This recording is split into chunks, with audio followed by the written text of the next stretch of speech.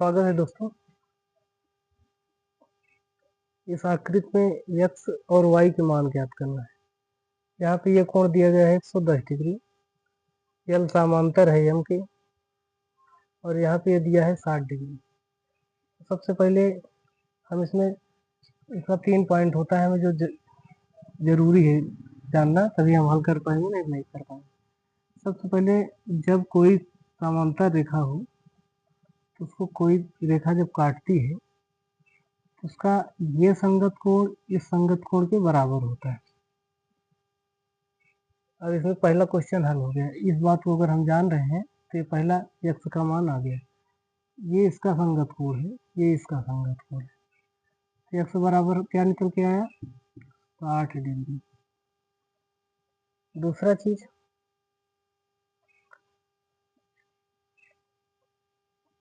ये कोण भी इसके बराबर होता है, ये कोण इसके बराबर होता है। ये होते हैं एकांतर कोण। ऐसी आकृति जैसे रहे, ये हो गया एकांतर कोण, लेकिन ये समांतर होनी चाहिए। दूसरा चीज, कभी ऐसी आकृति दिखे,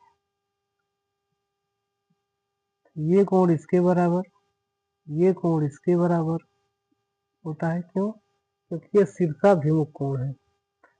अब x का वैल्यू हमें ये संगत कोण से आ गया, मालूम हो गया। अब हमें y का वैल्यू ज्ञात करना है। तो इसका संगत कोण ये है,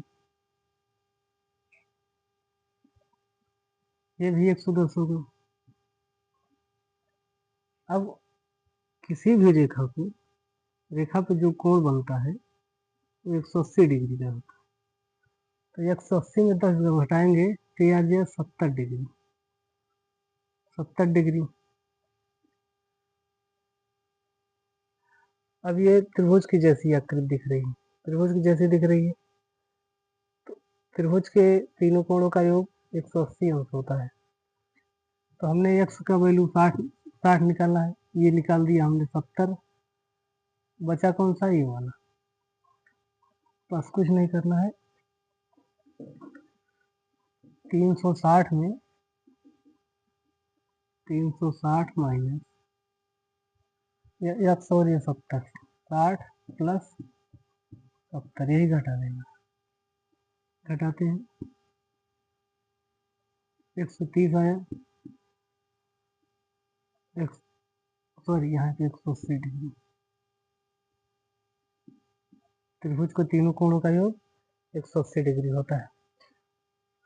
180 में 30 घटाएंगे तो 50 आ गया। 50 डिग्री वाई का, वाई बराबर 50 डिग्री। अगर ये 50 का है, ये भी 50 का होता है। चैनल को लाइक एंड सब्सक्राइब करें। धन्यवाद।